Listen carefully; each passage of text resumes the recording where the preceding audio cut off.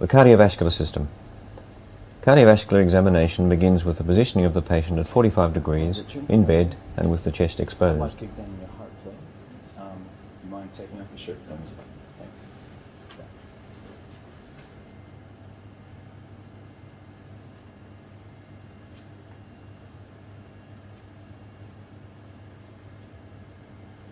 It is vital to stand back and make a general inspection, looking for dyspnea, cyanosis, an intravenous line, an ECG monitor, and so on.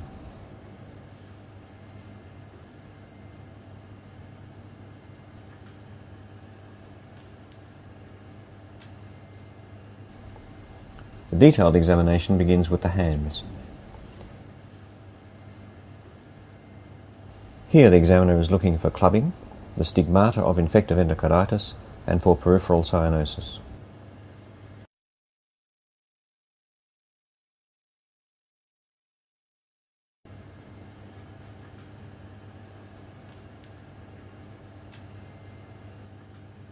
Okay, thank you. Just relax there. The pulse is assessed for its rate and rhythm.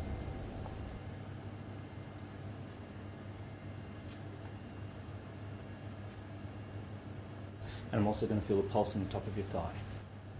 Radiofemoral delay may be relevant only if there's a history of hypertension.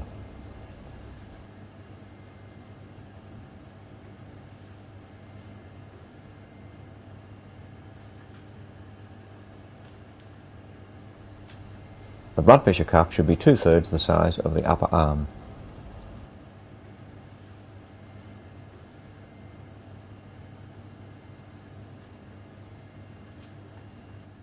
Just relax your arm for me. Begin by estimating the systolic blood pressure by palpating the radial pulse.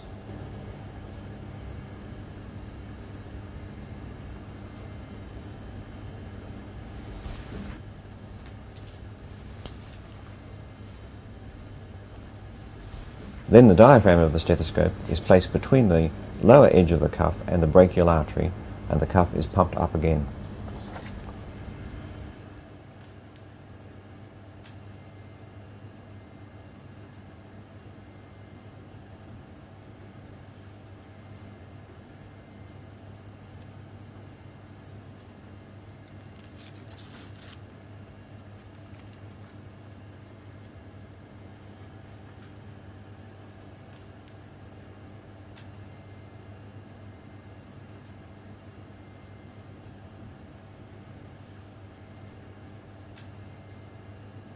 The examination moves on to the face, where the eyes are inspected for scleral jaundice and the orbits for xanthelasma. Look at the conjunctivae for pallor.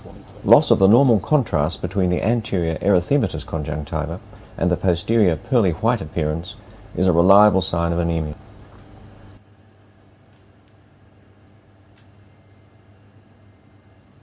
Look for the malar flush of mitral stenosis and in the mouth for the high arched palate of Marfan syndrome and at the state of the teeth. Now the important cardiovascular signs found in the neck are assessed. And relax your neck back.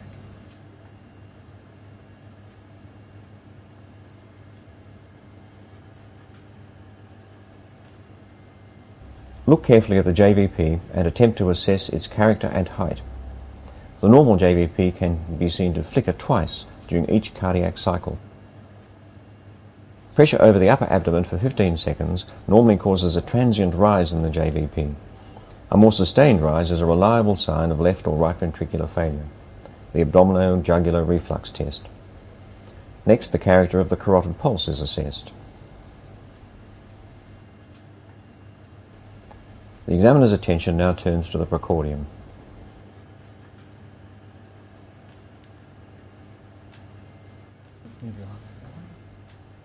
Look for scars, pacemakers, and chest deformity. The apex beat may be visible. The examiner now begins palpation of the chest. This usually starts with an attempt to feel the apex beat, establish its position, that is, where it is in relation to the midclavicular line and which interspace it is in, and to make an assessment of its character. It is worth spending some time on this important part of the examination.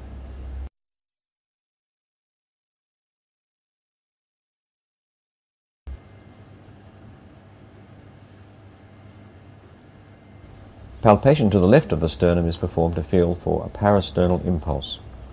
The hand then feels over towards the apex and at the base of the heart for the presence of a thrill, which is a palpable murmur.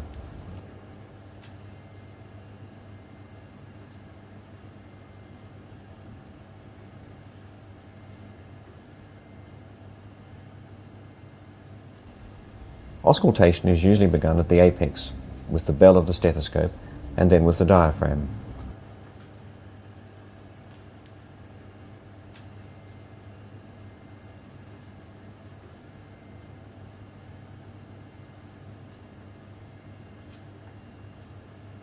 The lower left sternal edge and the base of the heart are listened to in turn.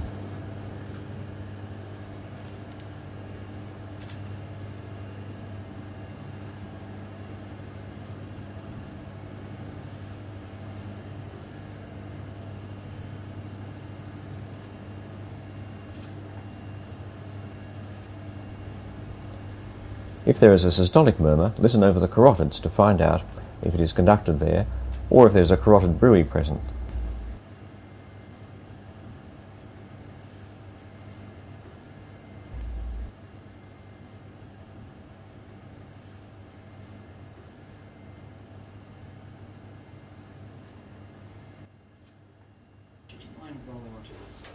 The mitral area is reassessed with the patient in the left lateral position. Here the tapping beat of mitral stenosis may be palpable, and the middle and late systolic murmur of mitral stenosis may be audible.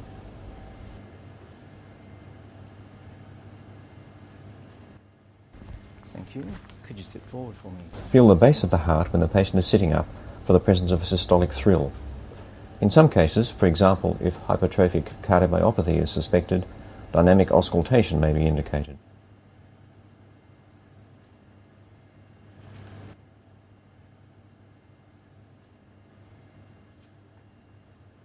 First, to take a breath in and then breathe all the way out. Empty your lungs entirely.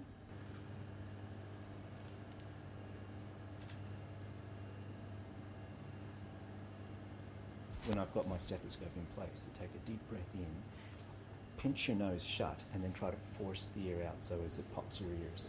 Okay? All right, go now. Hold it in. Blow. Hold it.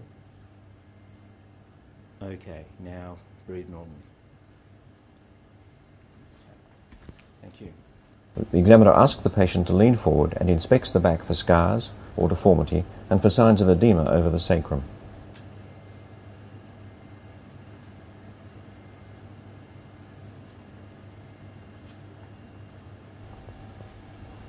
Percussion of the lower lung fields may reveal a pleural effusion, and auscultation, the inspiratory crackles that occur in patients with heart failure.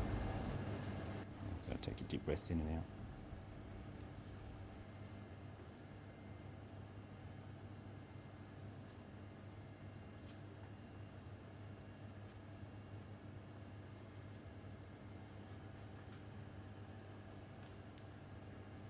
Thank you. The patient must now be laid flat so that the abdomen can be examined.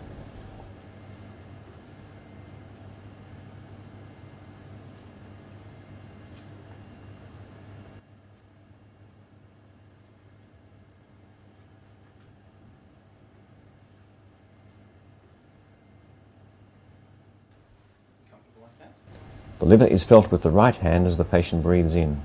A pulsatile liver is a reliable sign of tricuspid regurgitation. If endocarditis is suspected, the examiner should feel for the spleen. The examination concludes with an assessment of the legs.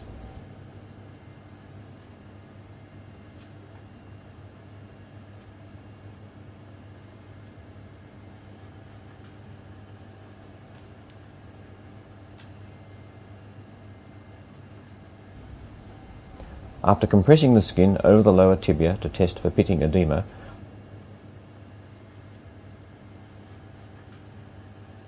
the examiner feels the dorsalis pedis and posterior tibial pulses on each side.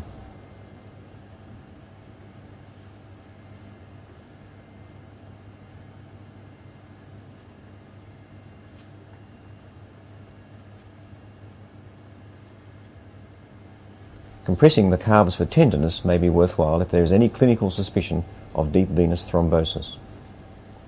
The optic fundi should be examined if infective endocarditis is suspected.